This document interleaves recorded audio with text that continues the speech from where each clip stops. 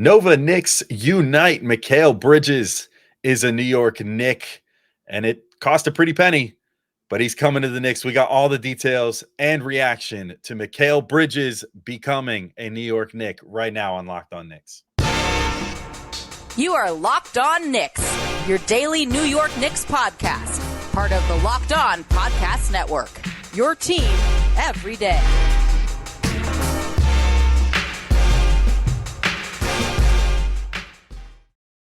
All right, welcome in to Locked On Knicks, and today's episode is brought to you by Game Time. Download the Game Time app, create an account, and use code LOCKEDONNBA for $20 off your first purchase. Terms apply. And we want to thank you guys for making Locked On Knicks your first listen today and every day. Whether you're checking us out on your favorite podcast platform or taking in the sights and sounds on YouTube, we appreciate you making us a part of your daily routine. Of course, make sure you hit that auto download function on your favorite podcast app or the notification bell on YouTube so you never miss an episode, because we are in fact here for you guys. I was going to say 5 times a week, but this week, maybe like 10 times this week by the time all said and done. I think after this episode, we're already up to 5, and then we got draft coverage still coming tonight, and then we've got all kinds of other stuff coming the rest of the week. Whatever. We're here for you guys a bunch. So make sure that you're subscribed and have notifications on wherever you get your podcasts. I'm Alex Wolf. I'm editor-in-chief of Knicks site, The Strickland, which you can find at thestrick.land. And he is Gavin Shaw, your favorite play-by-play broadcaster's favorite play-by-play broadcaster. And all you listening, you might have a new favorite Knick at this point. And that might be Mikal Bridges, who is a Knick. He has been traded to the Knicks from the Nets, and Gavin, it cost a pretty penny. Yeah, Alex, a big cost, but for a big reward, the Knicks in this deal are sending 4 unprotected picks. You can see it on YouTube if you're watching along with us. 2025, 2027, 2029, 2031, 4 of their own unprotected first-round picks, a 2025 protected Milwaukee pick. If you remember, that's a pick that is protected 1 through 5. So if it's 6 through 30, that'll convert to the Nets. That is no longer the Knicks' concern. A 2028 unprotected pick swap and a 2025 second-round pick for Mikal Bridges and a 2026 second-round pick, sources tell ESPN. There could be more in there. We will get into exactly what that means for the Knicks and how that shapes whether they're hard-capped at the first apron or the second apron, and whether or not they have an opportunity to keep Isaiah Hartenstein.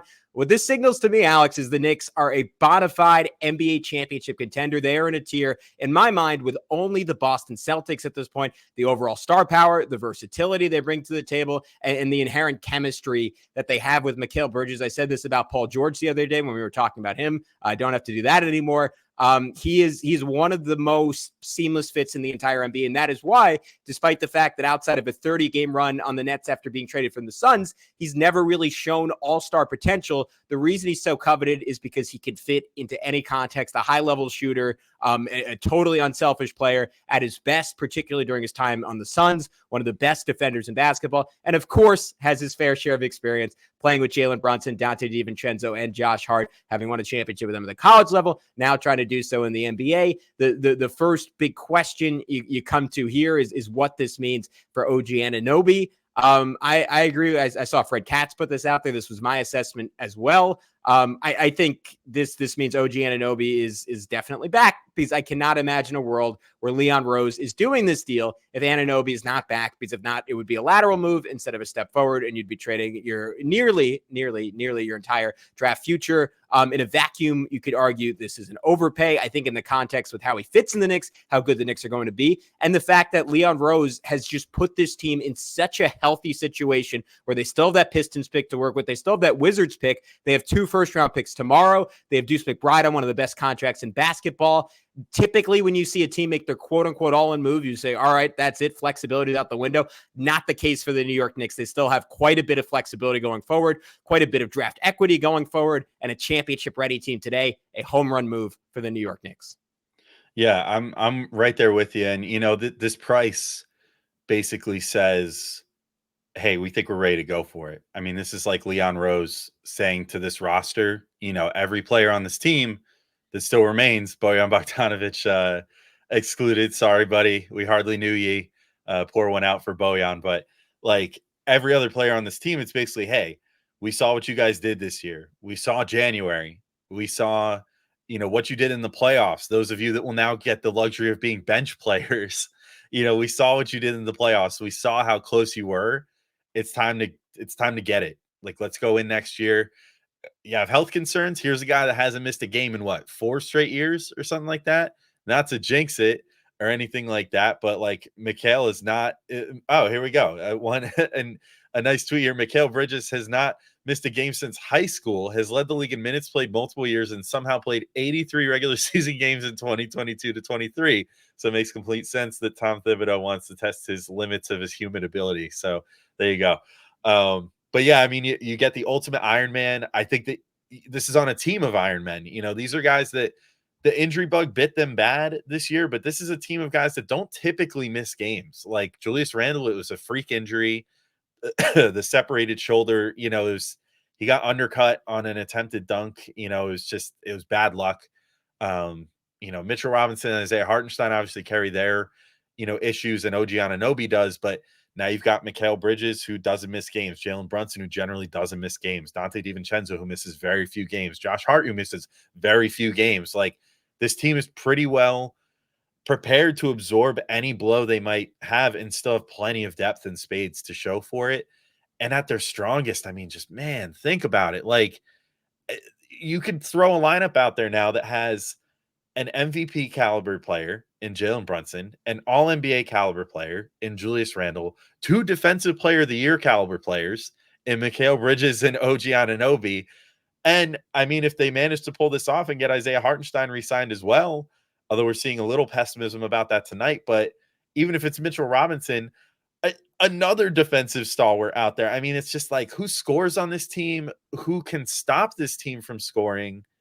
It's a crazy team, dude. I mean, I almost don't know how to act right now, because we've never been in this situation where it's been like a legitimate, like, top to bottom, like, the Knicks built something here, man. This is crazy. Like, I don't even know how to fully process this at this moment, but it's crazy. It's so cool. And like, I know it's a huge investment pick wise, and maybe we could talk about that a little more in depth in the next segment of like our worry levels with that or whatever. But my overarching thought as far as that is, like, you're going all in to try to win a championship. And if you succeed, I don't give a crap where that 2031 pick ends up. That could be the number 1 pick in the draft. If the Knicks get 1 championship in my lifetime and it's off this deal, the Nets can have every player in every draft for the rest of eternity. I don't care, man. Like, I just want a championship. Like, that would mean so much to the city. It would mean so much to the fans. And like, it clearly would mean a lot to these guys that are on the team too, because we saw how emotional Brunson, Hart, DiVincenzo, even, who's like notoriously not emotional, Julius Randle, all these guys care about winning on this team for this city, and all these fans have just latched onto them already. And I'm sure Mikal Bridges is just gonna come over the bridge and just fit like a glove. And I'm so excited to see it get going. Like, now the offseason is too long. I can't wait for the season to start, man. Yeah, we have to give Josh Hart some credit, who basically bullied Mikal Bridges onto this team, and it was very much like a high school player, like football player transferring almost, where he just kind of roasted him into this. Like, there were Squidward memes of Squidward not being included. There was like active bullying on the Roommates podcast when he came on. Constant memes, constant references. Like, he has just been working this for weeks and months, and it got to a point where I look, honestly, give credit to the Nets. This is a good return. They've now gotten something like 8 first-round picks for Kevin Durant being traded in his mid-30s. Like, again, like, shout out to them. That's all great. Sean Marks has been stuffed in a locker now twice by his star player, where Mikal Bridges like essentially told him, like, yeah, I don't want to go anywhere else. I want to play with my boys because I really can't live with them just roasting me for the rest of my life. And now he's on the Knicks. So that element of it is incredibly fun. And again, there is a multiplying effect when they're together, right? They are just undoubtedly greater than the sum of their parts. And we got a little preview of that on Team USA that summer. Now, because I remember every time we're doing recaps of those games, you and I were fantasizing about, man, what would this look like on the Knicks? How incredible would this be on the Knicks? I always thought it was a long shot. I just thought it was so unappetizing for the Nets to create a title contender for the Knicks after quote unquote owning the city 5 years ago. it's insane that it's a reality. And I thought if it ever was a reality, the Nets were really going to make the Knicks bleed for it. It's kind of like Iron Man against Thanos, right? All that for a drop of blood. They got their drop, but even in 2031, I have all the faith in the world. 34-year-old Jalen Brunson is not going to allow that to be the first pick of the draft. And to your point, if they win a title in between, like who cares? Like we've been through 20 years of hell with this franchise.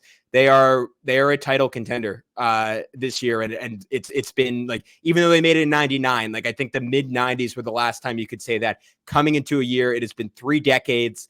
It is incredible, and we will talk more about it in just a sec. What is the downside here? This is a Knicks podcast. We have to discuss downside and what are the implications for bringing back OG ANunoby, bring back Isaiah Hartenstein, and of course, extending Julius Randle. We get into all that and more next on Locked On Knicks. But first, we got to let you know about our good friends over at Game Time. And Game Time is an authorized ticket marketplace of Major League Baseball, which makes getting tickets faster and easier. Prices on the Game Time app actually go down the closer it gets to the first pitch. And with killer last-minute deals, all-in prices, views from your seat, and their lowest price guarantee, Game Time takes the guesswork out of buying MLB tickets. But I'm going to go off ad copy a little bit here. Go get some NBA draft tickets at this point, man. I mean, what a night to be a Knicks fan tomorrow is going to be. You get to go gloat about the Mikal Bridges trade, and the Knicks still have all 3 of their picks for tomorrow's draft, which, if I'm being honest, and this will come up in another episode later today, but like I'm feeling pretty confident that they're probably going to use all 3 of those picks at this point, or at least 2 of them, because they're going to need to fill the bench out after this trade and get some low-cost guys in there that they can hopefully develop and, grow into great players just like they did with Deuce McBride. So you might be able to see that happen in real time with Game Time. And you can get, whatever tickets you want. I mean, I turned my one coworker on today. Don't be like him, though. Don't forget to use code Locked On NBA. I'll get to that in a second. But you can get, I think you can get in the door for like $20 right now. And that's probably going to go down even more because you can get flash deals, zone deals, all kinds of different deals leading up to the time of the NBA draft. So keep your eyes out and maybe, just kind of stand in the subway station and make your decision right on the spot if you want to go to the draft and then save a little bit of money. How? Right now, I'll tell you. Download the Game Time app, create an account, and use code LOCKEDONNBA for $20 off your first purchase. Terms apply. Again, create an account and redeem code LOCKEDONNBA for $20 off. Again, don't be like my coworker. Get $20 off. Download Game Time today. Last minute tickets, lowest price guaranteed.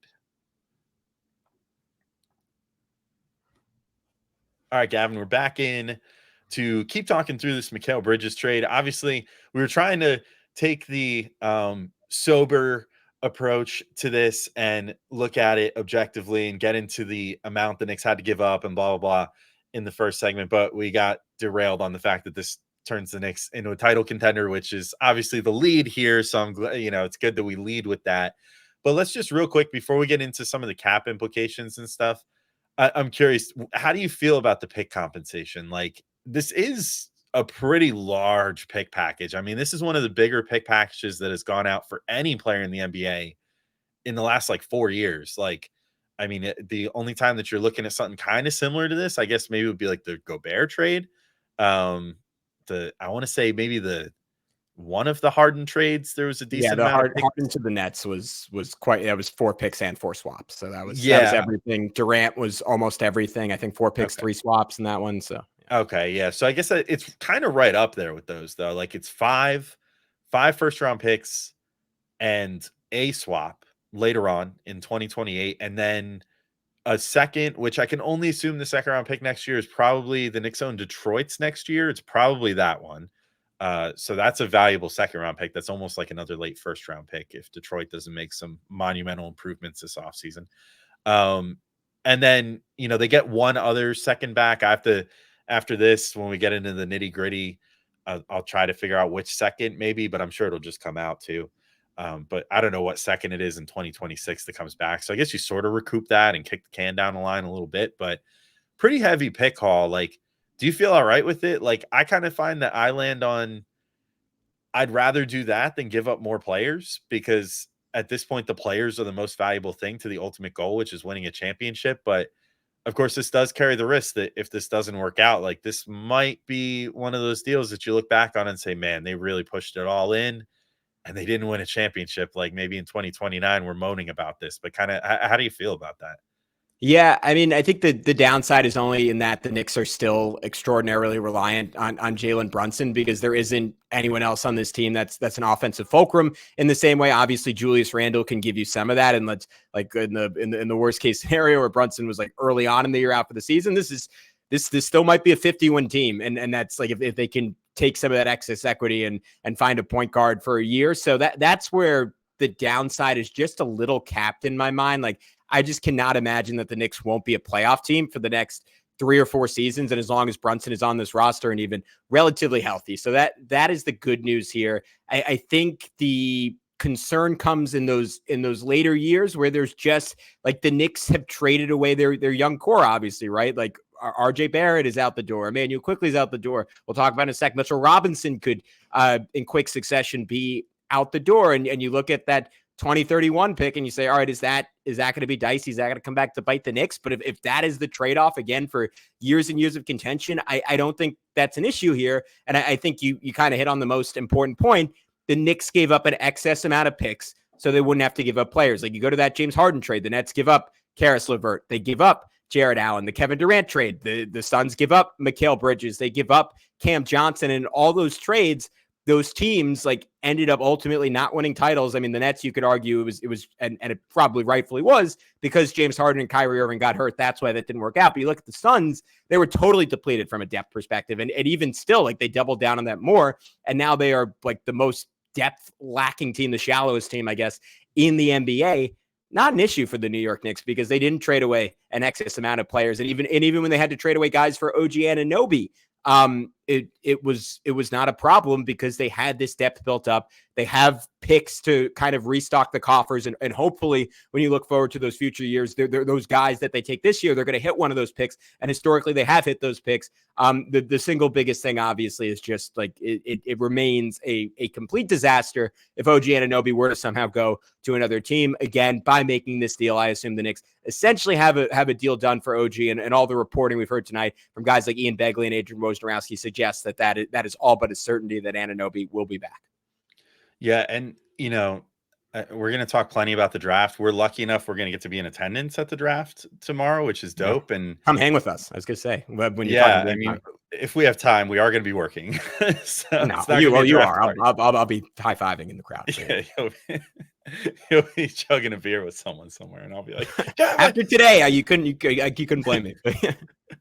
Gavin, get over here. We have to talk to so and so. Anyway, hopefully we'll be recording a pod from there, so you'll hear more from us about the draft tomorrow. But I mean, I'm with you that the fact that they left those picks untouched, I think, is really important in this whole equation. That it allows you to maybe swing for the fences a little more in the draft, which is good. If someone like an Isaiah Collier falls to you or something, or I'm trying to think like Jacoby Walter, like someone like that, like someone where it's like they had kind of, or Khalil Ware, where it's like they had sort of a disappointing college career, disappointing single season or 2 seasons or whatever, but have all the potential in the world. Now you have this luxury of like, well, we can just kind of like end a bench these dudes. We can put them in Westchester a little bit. We can give them the Deuce McBride treatment and let them come along slowly.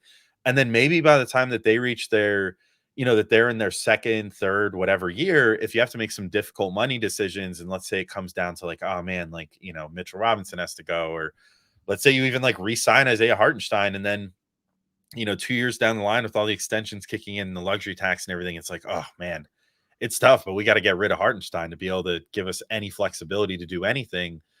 Then maybe you've got a guy waiting in the wings that can just step right in and be ready to go.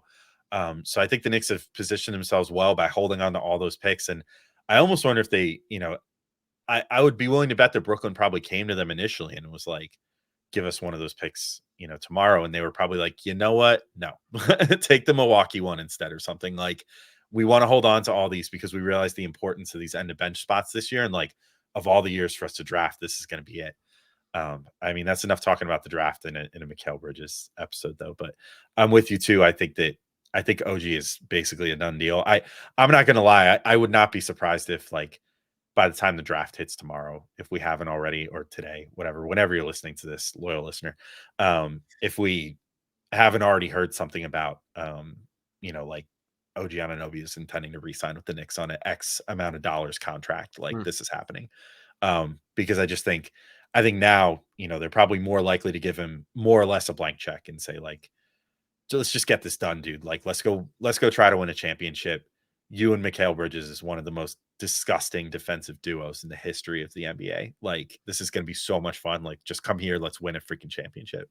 And hopefully that's the discussion tomorrow. And we have lots more to talk about on draft night. So, but yeah, there is some Isaiah Hartenstein news, unfortunately, to this as well, which we're trying to learn about in real time because it has to do with the aprons and stuff. And just when I thought that I understood all of it, my world is coming crashing down with some various tweets and stuff that are making it seem like there's a chance that things might not be as in the bag. So we're going to get into that in just a second and get into how this deal might affect the Isaiah Hartenstein situation. So we'll get into that in just a second.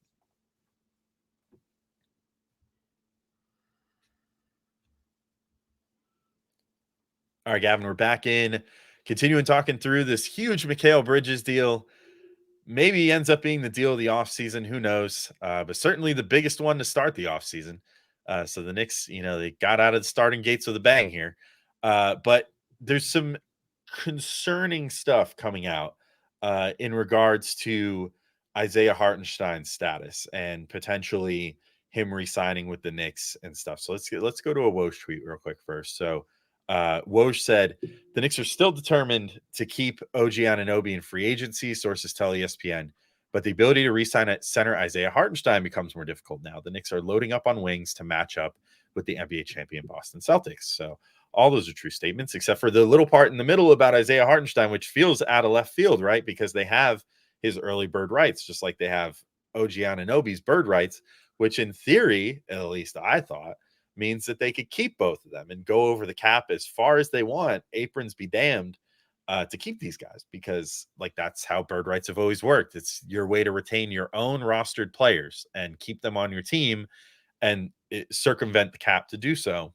So it's a little confusing that all of a sudden they can't do that.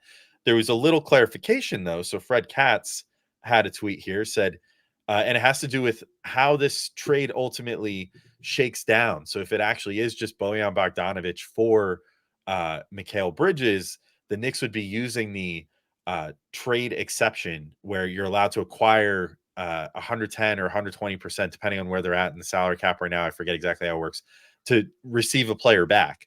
But apparently if they use that in this scenario for whatever reason, and I'm still trying to wrap my brain around this in real time, it would mean that they would get hard capped at the first apron. But here's something that Fred Katz had to say. So Fred first says, a little tidbit, Bogdanovic for Bridges would mean the Knicks taking on money in this trade, which would hard cap them at the first apron. If they found a way to guarantee Diakite and Jeffries and include them in the deal to Brooklyn, they would not be hard capped. And then Fred just said, to be clear, including those two guys would mean they would not be hard capped at the first apron. They would be hard capped. They would still be hard capped at the second apron. But that's a big difference. Like the difference between the two aprons is like 13 million or something like that, or maybe even more because it scales with the size of the salary cap. So that's probably the difference between Isaiah Hartenstein or no Isaiah Hartenstein, apparently, which again is news to me because I thought the Knicks could just go above the aprons to re-sign their own guys. It was just issues with acquiring external talent via trade or obviously free agency exceptions, stuff like that. So all that said, I hope we get some final details to say that Jeffries and Diakite were included in this, and maybe Jericho Sims also, because I certainly would like that option a lot better and be able to keep Isaiah Hartenstein. But it seems at least that Woj and Ian Begley had a tweet as well where he referenced it, but it seems like we're sort of in a situation where maybe that's not as sure of a thing, and that's starting to leak out a little bit to the reporters, which is slightly concerning and maybe the only damper on this very fun night. Yeah, and I think the best indicator that the Knicks themselves are concerned is what we talked about earlier this week, the rumors that leaked out that Mitchell Robinson, or at least the Knicks were listening to offers on Mitchell Robinson, is a little ambiguous depending on which reporter you went with. Jake Fisher was kind of implying that the Knicks were like actively like making calls to try to trade him, while Ian Begley more so said like, oh, the Knicks are sort of listening, which we've heard a bunch in the past on Mitch. But when this trade dropped, like just sort of reading the tea leaves, that is immediately where my mind went. Oh, the Knicks are trying to get off Mitch so they could keep Hartenstein. And to me, I think that is a really, really important distinction, which one of those two they keep. And I think it at the end of the day, as much as I love Mitchell Robinson, it is more important that they keep Isaiah Hartenstein, because you don't, again, if you are playing the Boston Celtics, and to me, every thought in my mind right now goes towards the Boston Celtics in the East or the West. They are the team that I think is still at 100%, very much capable of coming into this series. And you just have to say, with everything the Knicks have, they're probably still the favorite. And the Kristaps Porzingis factor is a big deal on that front. I think in two different ways. One, you need a center mobile enough to at least try to guard him out on the perimeter. And while neither Mitch or Hartenstein, that is not where they're comfortable playing, that is a little bit more Hartenstein's comfort zone in terms of his ability to be flexible, guard out to three. I think the even bigger thing is the ability to pull KP from the basket when he can just camp out at the rim. He is one of the elite rim protections in basketball. That makes life dramatically more difficult on Jalen Brunson when he's already dealing with two of the best defensive guards in the league. It makes life more difficult on OG, on Randall, on Bridges. You are not going to have a cramped offense because Brunson is an elite shooter. Bridges is an elite shooter. ANunoby from the corners, the right corner in particular, is an elite shooter. But you are going to have a more cramped offense than is necessary at the highest level games in the conference finals, in the finals. And you could say that champagne problems, that is the type of class that the Knicks are fighting in right now. And all of a sudden, things that worked for the Knicks will not necessarily work anymore when the expectation is a championship versus the expectation just being getting to the conference finals. And to me, Hart's ability to play out on the wing, to be a threat as a passer, to be a threat as a screen setter, and just his mobility and willingness to be away from the rim is a difference maker versus Mitchell Robinson. Of course, in a perfect world, you would retain both of them because you want Mitchell Robinson there for a Joel Embiid matchup, right? Someone put out the stats the other way. He held Embiid to something, like 28%, 30% shooting when he was guarding him one-on-one. If you see the Denver Nuggets in the finals, which despite the fact that Denver didn't get there this year, I would consider them the favorite in the West. You want Mitchell Robinson to try to battle with Nikola Jokic. Not having him exposes you in those matchups. But at the end of the day, if you have to sacrifice one,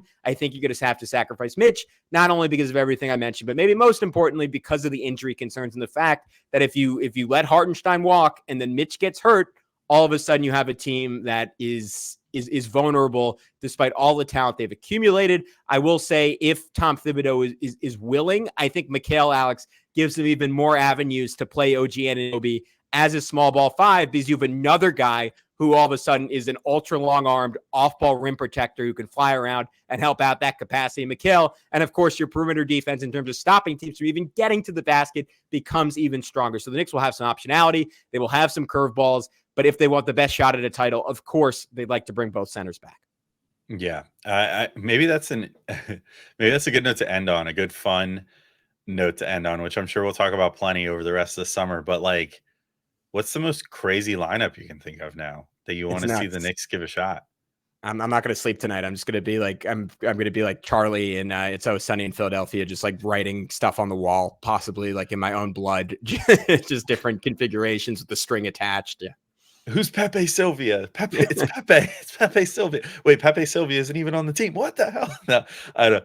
Yeah, I don't know. I'm trying to think what my oddball lineup I want to see would be. It's almost like I almost want to say Deuce McBride. I like the Nova 4 and OG, I think is where I'm at. Nova 4 and OG would be wild. Deuce McBride, Josh Hart, Mikal, OG, and Hart or something, or Mitch, like the Crazy. Nobody can score anything lineup. Like, just go out there and get a stop lineup. That sounds pretty wild. Randall and OG getting extended run as the 4-5 with Mikal and Donte and Brunson out there sounds nuts.